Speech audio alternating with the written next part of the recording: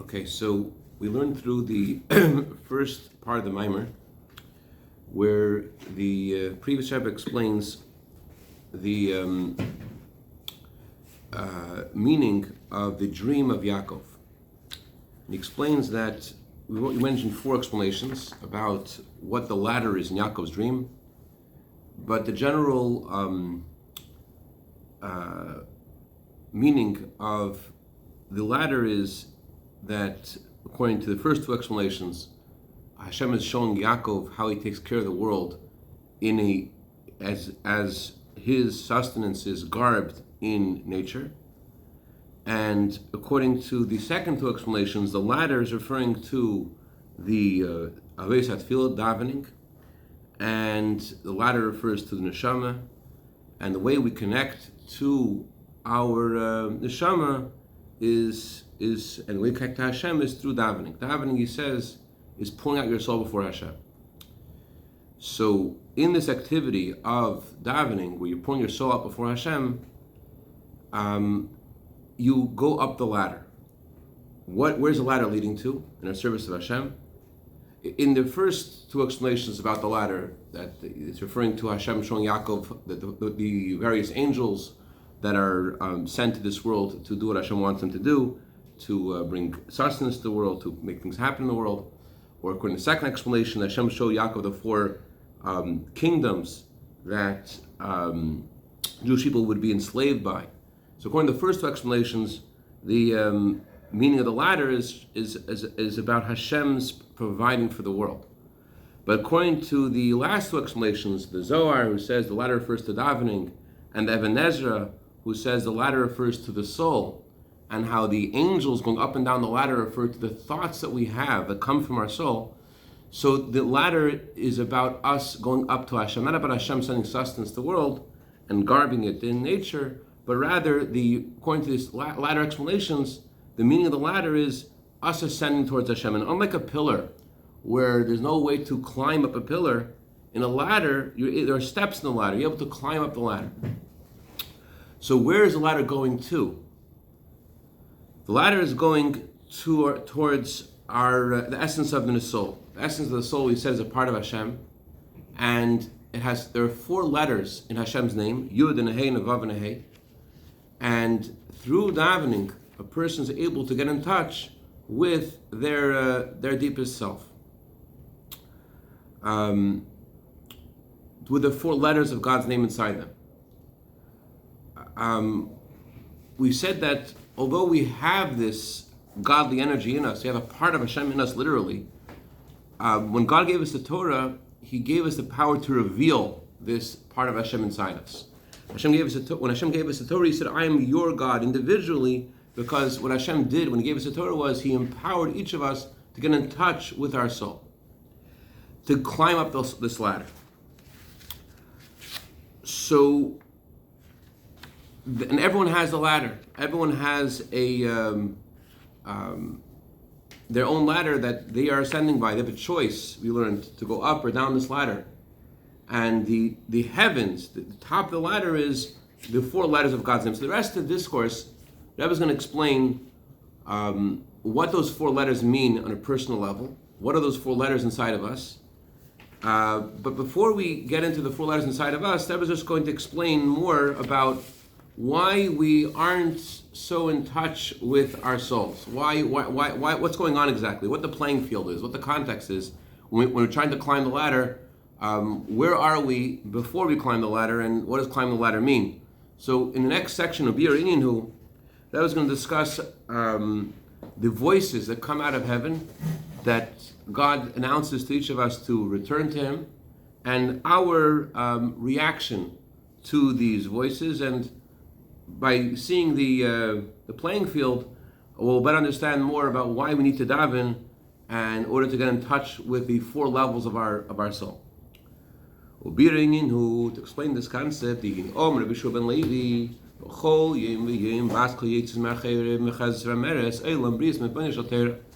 Shua ben Levi says that there's a voice that comes out of Mount Sinai and it announces and says, woe is to the creatures for the shame of the Torah. In other words,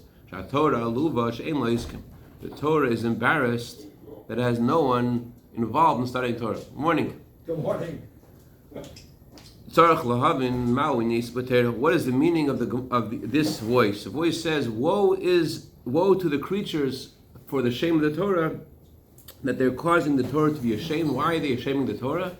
Because the Torah has no one to be involved with it. The word asek is a Hebrew word for a business. Asek also means to be interested in something. So why are we using the word business regarding Torah? The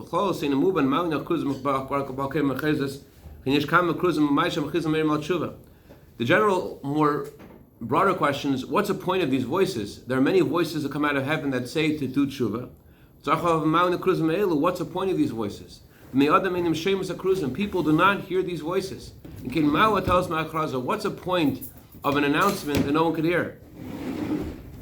Hashem announces do tshuva. We don't hear it. So what's the point of the announcement? The explanation is this phenomenon that we cannot hear the voices, that's only the vantage point of the soul as it is inside the body. Because the body and the animal soul conceal and hide the light of the soul.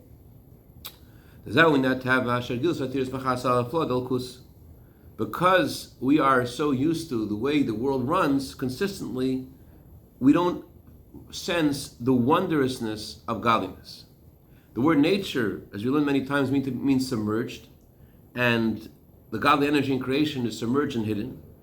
And it's submerged, it's hidden because we see a consistent system that looks like it's happening on its own. So we don't see the wondrousness of the world, of Hashem. The be'emes, what's the truth? What's the correct perspective? The be'emes, the truth is,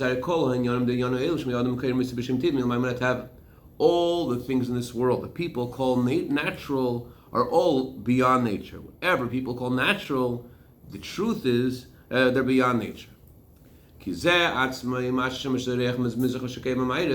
very fact that the sun rises in the east and sets in the west, and that the sun and the moon follow a consistent pattern, and the 4 seasons of the year, and the different hours of the day and night, all of these things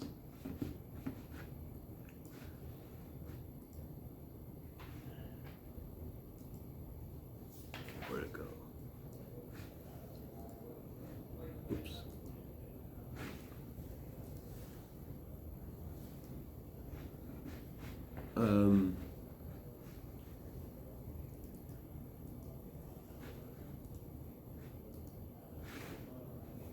So all that we see in the world, consistently, it looks like it's all natural, but the emphasis is not natural. The emphasis is that it's all beyond nature. To our eyes, it looks like it's natural, but the emphasis is not. Hold on a second.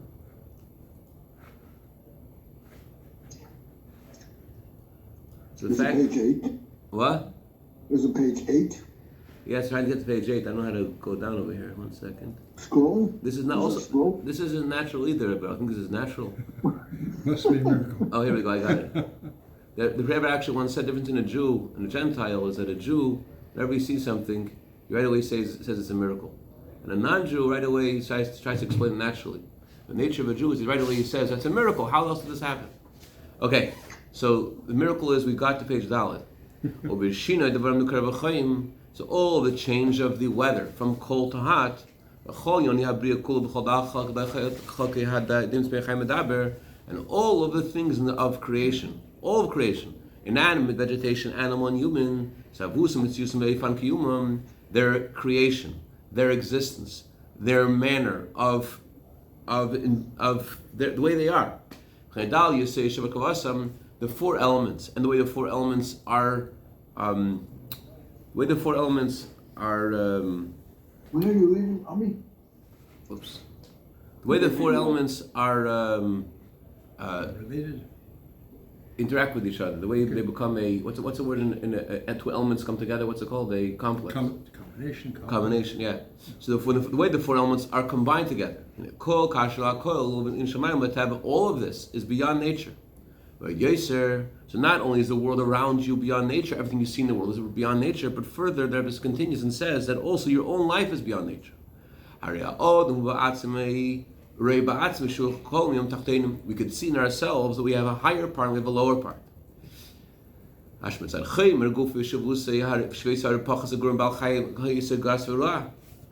Looking at ourselves from the angle of our body and the ambitions of our body, we are lower than and worse than the lowest animal, the lowest creature.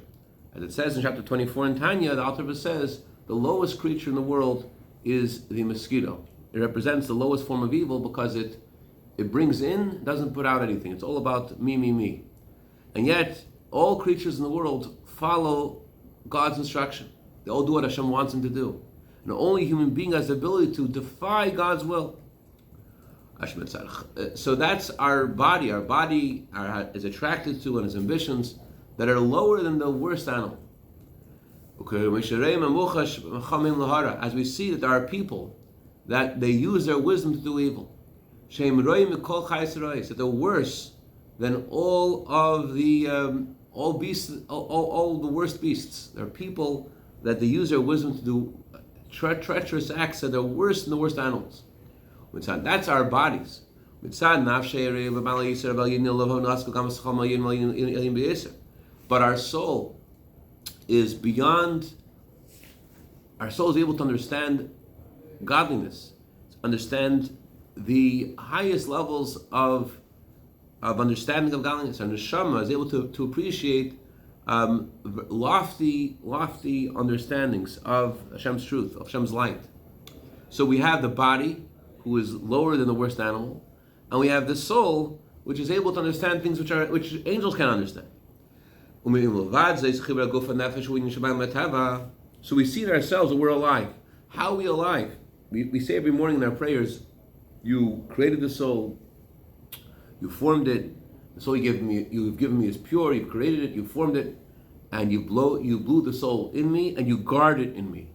What's the additional sentence, you guard it within me? The first few sentences are referring to the soul as it is pure in the world of Atzilus, as it's created in the world of Bria, as it's formed in the world of Yetzirah, as you blow the soul within me in this world, in the world of Asiyah. But guarding the soul in me means that it's impossible for the soul to stay. The soul can't stay in the body. That's what we say in the Asher Yatzar, you heal all flesh and you perform wonders. It's a wondrous thing that the soul's in the body. It requires a infinite power of Hashem to connect the soul and the body. So we see a miracle in our own existence. So besides the miracle we see in our own existence, when you look out in the world,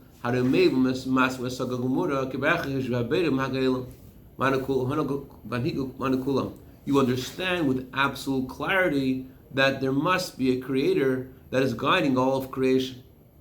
So this is all things we understand. So this is all in the context of Rebbe explaining to us about us not hearing the voices. And he wants to explain to us why we don't hear the voices. Why don't we hear the voices?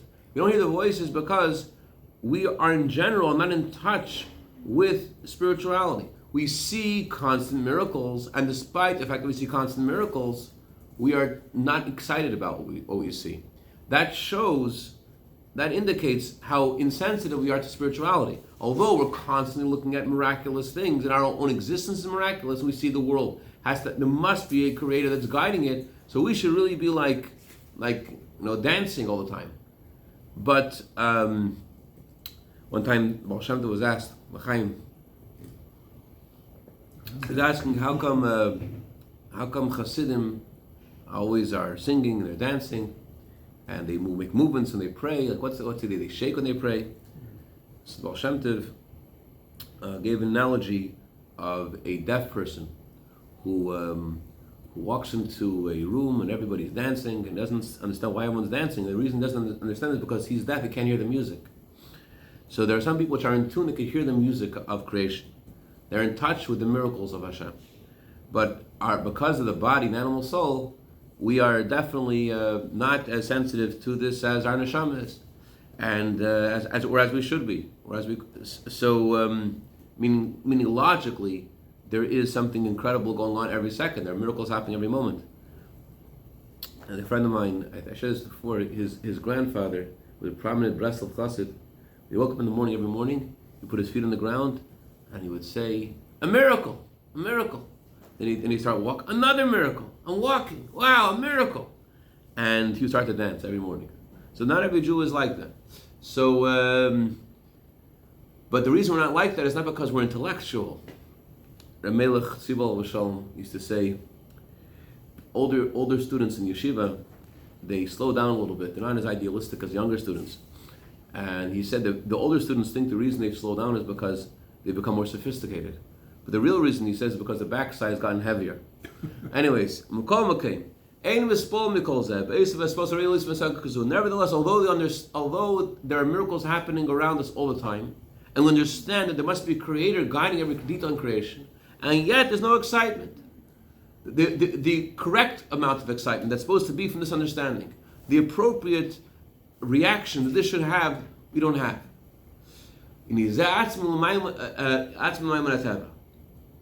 That itself is miraculous. The fact that we don't recognize this is itself a miracle. Hashem made the world in a miraculous way that we don't recognize the miracle of it.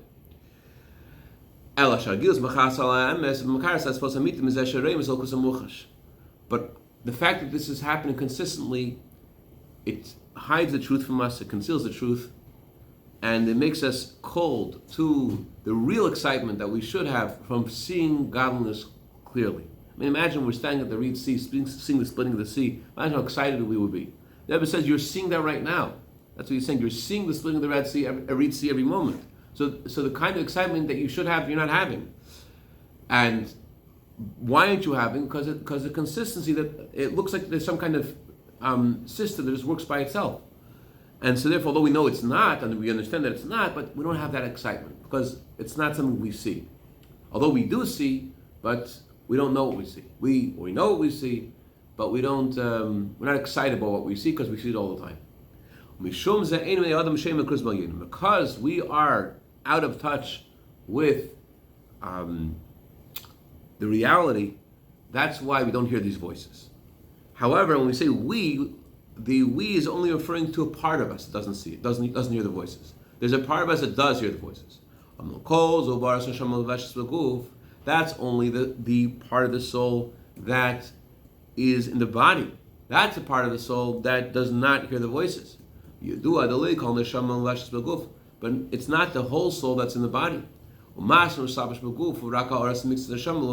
a tiny bit of the soul is in the body. The essence of the soul is not vested in the body. Not only is it factually not in the body, it's incomparably greater than the body, and therefore it can't be vested in the body. Even an angel, the Talmud says an angel is a third of the world. And there are two explanations of what that means.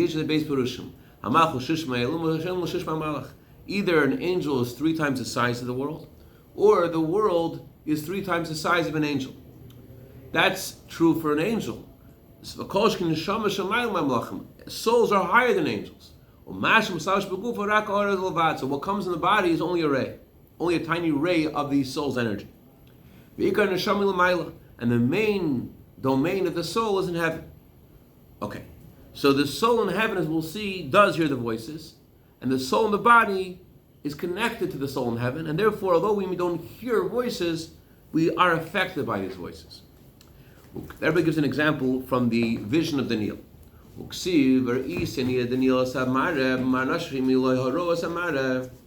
Daniel says, I alone saw this vision, and the people who were with me did not see this vision, but they had a great fear. Although they didn't see the vision that I saw, says Daniel, nevertheless they were very frightened. So the Gemara asks, he sees writing on the wall, he sees a miracle, and so he's very taken by this vision. People who are with him don't see the writing on the wall, they don't see the vision, and yet they're very scared, they're very frightened. So the Gemara asks, if they didn't see the writing on the wall, so why are they so frightened? What's making them so scared if they don't see the writing on the wall? So the Gemara answers, although they didn't see, their mazel saw. There's a part of them that's not in their body. That is, the word mazel means to drip. There is our conscious mind in our body, and there's something higher than the soul in the body. And that part of their souls, although we're talking about Gentiles, they also have some kind of other sense, and that sense realized that there was something amazing over here, and that's why they were frightened. There was something that they sensed that made them so frightened. Deborah spoke about this this sense that non-Jews have as well, regarding, for example, the fact that non-Jews call Jews in Europe, hundreds of years ago, when every self-respecting paritz, every self-respecting landowner of lots of land, he would have a moshke, he would have a Jew to run his estate. So the paritz would call his Jew moshke. So why they call him Mashka? Mashka is from Moses. The Jew's name could be Yankel, but the Paras called him Mashka. Why the Paras called him Mashka? He called him Mashka because the Paras didn't feel it, but his soul felt, there's something above him felt, that this Jew has in him something of Moses. Something Mosaic. Is that a word? Yeah, that's a word. There's something of Moses in this Jew. Therefore they called him Mashka. They didn't say this, but it's in Iran also. They call the Jews in Iran Kalimi. Kalimi means the one who spoke to God. And also for the same reason, because Jews have a part of Moses in them who spoke to God. Moses was one who spoke to God. Therefore they call the Jews the Kalimi, the ones who speak to God. So there is this phenomenon by Gentiles as well, this idea of something beyond their bodies, beyond their physical senses. And we're talking about a neshama, a Jew. The Jew has in him a part of his soul that in heaven sees godliness, hears the voice of Hashem directly. So because there is the part of us in heaven which sees us directly, therefore we physically have suddenly this thought of tshuva out of nowhere. We don't know why we're having this thought of tshuva. We didn't plan to have this thought of tshuva, and yet we're having this thought of tshuva because of this. Because our soul in heaven hears this voice. So people with Daniel, they did not see the vision of a charad gadol nafaleim yirchu, but nevertheless they were very frightened and they ran away to hide. Amr Azal, the Gemara says, although they didn't see mazlayo chazi, their mazel saw. Mazel sheresh makon neshama. The word mazel means the root and source of the soul. So their mazel saw. Sheresh makon neshama re'eh b'shmas kol kruzma yenim. The source and root of the soul sees and hears all these voices. And it says in the Torah, it was dripping from Lebanon. The word Lebanon, Levanin, is made up of two words, Lev Nun, 32 and 50. This word is referring to, Lebanon refers to the two soul powers, Chachma and Bina. Why does 50 and 32 refer to Chachma and Bina? Because there are 50 gates of understanding, and there are 32 paths of wisdom that every soul possesses. So, because the neshama, the source of the neshama, hears these voices, it's called mazel. It drips into the soul and the body, that the body should feel this as well. Although he doesn't see physically, with his physical senses, these voices, but mazlayu chazi, but a part of him does see. And that's why he suddenly has these thoughts of teshuvah. He wants to be closer to Hashem, he wants to learn Torah and do mitzvahs, in his own experience in the body. These are the thoughts of tshuva that person has without any preparation. There is a way to do tshuva because you prepared yourself to do tshuva. There is something you could do to trigger thoughts of tshuva. And he says, what is that? For example, when a person meditates in their spiritual standing, and they examine all their actions and words and thoughts, and how he realizes that he's walking around in vanity all of his days and nights, with all kinds of obsessions of insignificant things. And he has all kinds of justifications for these things, and he himself knows that they have no substance whatsoever. What is the point of this thing that he's so engrossed and obsessed with, and especially wasting time with things that have no significance? And when a person meditates about the purpose of his soul coming to this world, and that's not coming to this world for physical things, and he has a godly soul, and only the godly soul is what's supposed to dominate the body and all matters of the body, and how the godly soul descended infinitely into a wondrous distance. The godly soul has traveled to leave Hashem. I'm not referring to the center of the godly soul. And a person should think about the godly soul supposed to be in charge, and think about how he has gone a wondrously far away distance from Hashem to go after the frivolities of his heart. So when you think about this deeply, this will inspire a feeling of tshuva from the depth of his heart, and he will cry bitterly in his soul, and he will return to Hashem with all of his heart and soul and might, and he will set aside time to pray and to learn Torah. So that's tshuva that comes through a preparation. But sometimes a Jew has a thought of tshuva without any preparation whatsoever. And he's walking around and he's busy. And all of a sudden he has a thought, why am I running and what purpose am I running? So not that he prepared himself, he started thinking about it. He just enters his mind suddenly, he's in the middle of something else, and all of a sudden he has a thought, why am I running? What's the purpose of my running? What's going to be the end of everything that I'm trying to do? And for a moment it passes in his mind all of the things that he's thinking and saying and doing, and how he's like an ox to a burden, like a donkey to a burden, and he's doing this just for the sake of his physical sustenance. But for the sustenance of his soul, he doesn't worry at all. He's just trying to maintain his body sustenance, but he doesn't think about the soul sustenance. And all of his worries are only about his physical needs. And he's, God forbid, literally like an animal. And he's very pained by who he is. Mahus Mitziyus, or the essence of what's going on. As Vertem Zeir Schlechtum Eng von dein ganzem Mitziyus becomes he feels very bad and pained by his whole existence. And he has this inspiration and great yearning to return to Hashem, and to set aside time for Torah and prayer, and to do this, to learn Torah and to pray slowly and carefully. And this thought of tshuva makes an impression, a deep impression in his whole being. This is all result of his soul in heaven seeing and hearing these voices. So when the essence of the soul hears the voice in heaven, return my children, return my wayward children.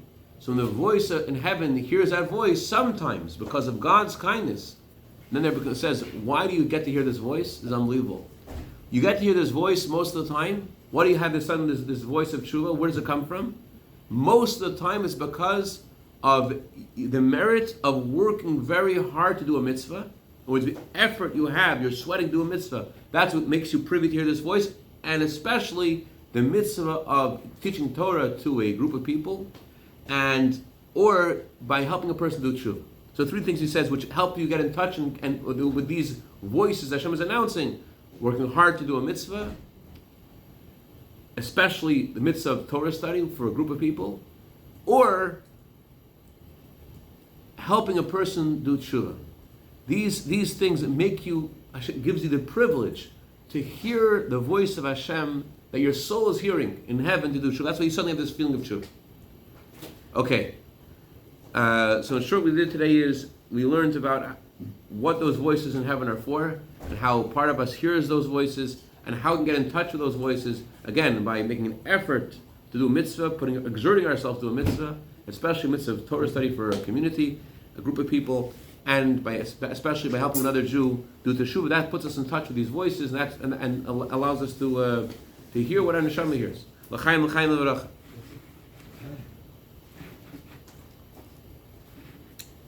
The word mosaic actually means picture and image composed of small pieces of. I know, Dr. Bressman, but if you look in Webster's, you'll see there's another meaning of mosaic. Really? Yeah. Okay, so I didn't know. All right. All right.